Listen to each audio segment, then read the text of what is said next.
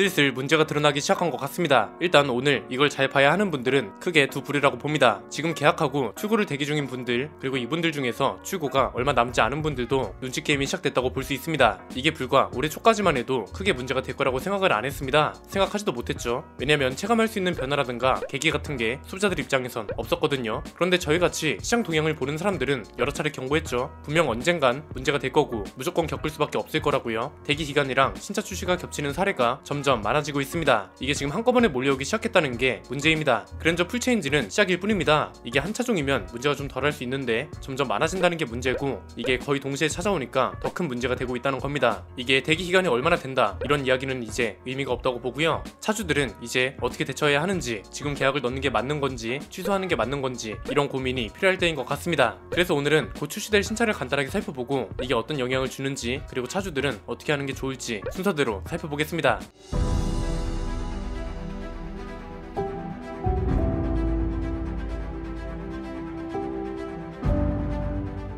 그랜저 풀체인지가 중요한 신호를 줬다고 볼 수 있습니다. 여기서 말하는 신호는 위기의 신호입니다. 이 차를 시작으로 차주들부터 시작해서 자동차 회사까지 굉장히 난감한 상황이 많이 만들어질 겁니다. 일단 그랜저부터 볼까요? 이번에 그랜저가 풀체인지 되고 나서 대기자만 83,000명을 넘어섰다고 합니다. 여기서 중요한 건 사전 계약을 받지 않고도 이런 대기 기간을 만들어냈다는 겁니다. 왜냐면 이번 그랜저는 사전 계약이 아니라 전환 계약을 받았다고 했잖아요. 이게 중요한 시사점인 게, 전환 계약이라는 건 전국에 있는 모든 소비자들을 대상으로 하는 게 아니죠. 기존에 그랜저를 계약하고 기다리던 사람들만 대상으로 하는 건데도 이렇게 많은 대기자가 발생했다는 건 굉장히 심각한 일인 거죠. 문제는 그랜저 풀체인지는 시작이 불가하다는 겁니다. 당장 내년에 출시 예정인 차가 상당히 많습니다. 제일 심각한 건 카니발입니다. 카니발이 내년 6월쯤에 페이스리프트 되면서 하이브리드 모델이 추가되고 심지어 순수 전기 모델까지 추가될 거라고 하죠. 이렇게 되면 문제가 뭔가요? 보통 가솔린 모델 수요자들만 넘어가거나 디젤 수요자들만 넘어가거나 하는데, 카니발 하이브리드는 두 가지 수요의 대안이 동시에 되다 보니까 모든 수요자들이 몰릴 거라는 게 첫 번째고, 두 번째는 순수 전기 모델이 추가된다는 건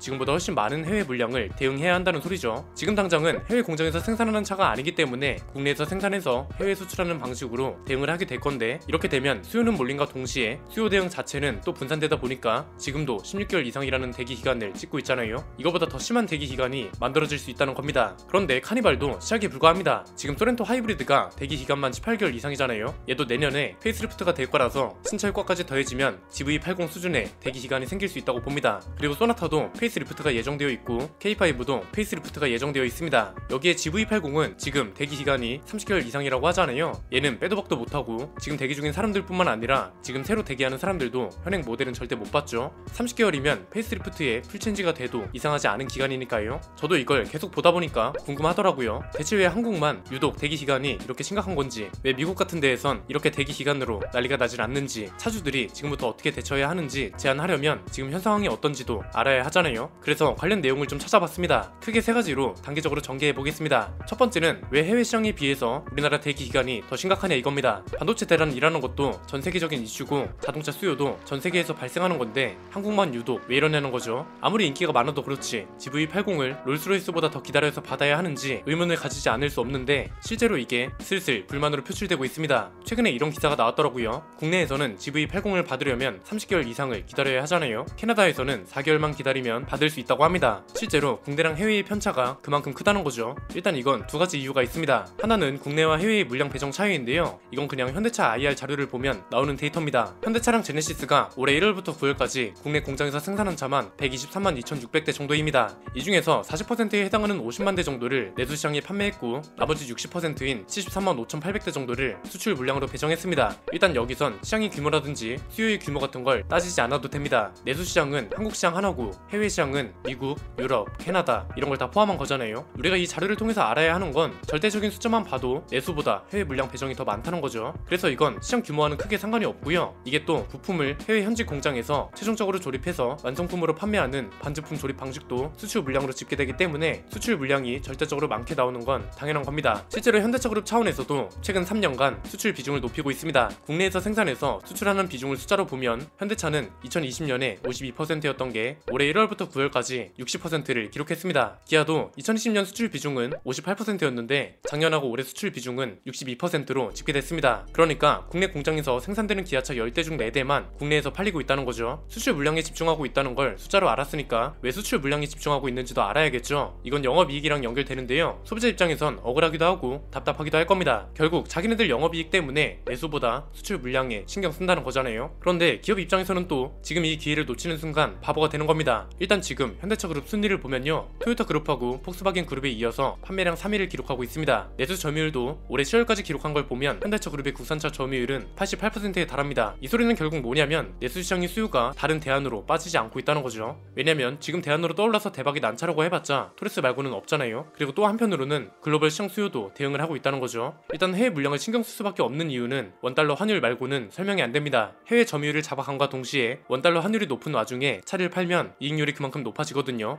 예를 들어서 1달러가 1200원 하던 시절에 4만 달러짜리 차를 미국에 파는 거랑 1달러에 1400원 할 때 4만 달러짜리 차를 미국에 파는 건 단위 자체가 다르죠. 그래서 이번에 현대차가 역대급 매출을 기록할 수 있었던 거고, 여기에 또 하나 추가가 되는 건 기업은 몇 수 뒤의 일도 예측해야 하기 때문에 해외 물량에 더 집중하고 있다고 볼 수 있습니다. 최근에 역대 매출을 기록했다는 자료가 나왔는데 정작 영업이익률하고 단기 순이익은 마이너스를 기록했습니다. 이건 왜 이렇게 나온 거냐면 최근에 세타2 엔진 관련 충당금이 반영됐거든요. 이게 올해만 2조 9천억에 달합니다. 이걸 반영해서 영업이익률이 마이너스로 돌아선 겁니다. 기업은 충당금도 생각해야 하고 원달러 환율이 오르는 것도 대응을 해야 합니다. 이건 경제 이론에서 굉장히 흔한 내용입니다. 원달러 환율이 높아지면 단기적으로는 우리 기업한테 이득일지 모르지만 장기적으로 보면 불리하거든요. 왜? 원달러 환율이 높아진다는 건 수입하는 부품값이 높아진다는 거니까 이것도 당연히 대응을 해야죠. 두 번째는 원인은 이제 알았습니다. 그런데 왜 우리나라가 유독 대기 기간이 심각하냐는 겁니다. 일단 생산 물량을 해외에 많이 배정한다는 건 오케이, 알았다 이겁니다. 그런데 아무리 그래도 30개월 이상은 너무하잖아요. 여기엔 두 가지 요인이 엮여 있다고 보는데, 일단 수요가 몰려 있다는 거죠. 이건 방금 전에도 보셨지만 국산차 시장에서 현대차 그룹이 88%를 차지하고 있다고 했잖아요. 이게 사실 그렇게 이상적인 시장도 아니고, 일단 이 소리는 아무리 대기 기간이 미쳤어도 대안으로 넘어가지 않는다는 거죠. 그렇기 때문에 수요가 몰리고 있다고 해석하는 건 너무 당연한 거고요. 저는 여기에 공유 자동차 시장이 커지고 있다는 것도 한몫했다고 봅니다. 공유 자동차라는 건 뭔가요? 렌터카 같은 거죠. 이건 구분을 잘 해야 합니다. 렌터카 회사를 우선적으로 배정하는 건 아닙니다. 이렇게 했다가 소비자들이 알게 되면 굉장히 큰 문제가 되기 때문에 함부로 이렇게 할 수는 없습니다. 대신 그런 건 있죠. 렌터카 회사를 순서대로 출고시켜준다고 해도 얘네는 기본적으로 단위가 다르잖아요. 대기 기간이 길지 않을 때는 문제가 안 되는데 내 앞 순서가 재수없게도 렌터카 회사 출고 순서예요. 그러면 몇십 대든 몇백 대든 얘네부터 출고가 된 다음에 내 순서가 오는 거잖아요. 이게 영향을 줄 수밖에 없는 게 실제로 공유차 시장이 엄청나게 크고 있습니다. 2025년 예상 전망치만 2천억 달러인데 이게 2030년에 7천억 달러, 2040년엔 무려 3조 3천억 달러만큼 커질 거라고 합니다. 공유차 보유 대수도 점점 늘어나고 있죠. 지금은 거의 집계가 안 되는 수준인데 2035년엔 100명 중 10명이, 2040년엔 100명 중 16명이 공유 서비스로 차를 소유합니다. 우리나라만 봐도 시장이 커진다는 게 느껴집니다. 국내 렌터카 누적 등록 대수가 꾸준히 늘어나고 있거든요. 2018년에 76만 대 수준이던 게 이제는 100만 대를 넘어섰습니다. 그래서 수요도 몰리면서 물량 배정 측면에선 순서대로 출고하다 보면 렌터카 업체 같은 것도 껴있을 수 있으니까 국내 시장이 유독 대기 기간이 심한 거라고 볼 수 있습니다. 세 번째는 그래서 차주들은 어떻게 하면 되냐는 겁니다. 이게 얼마 전까지만 해도 명확한 해결 방법이 없었거든요. 그런데 이제는 있습니다.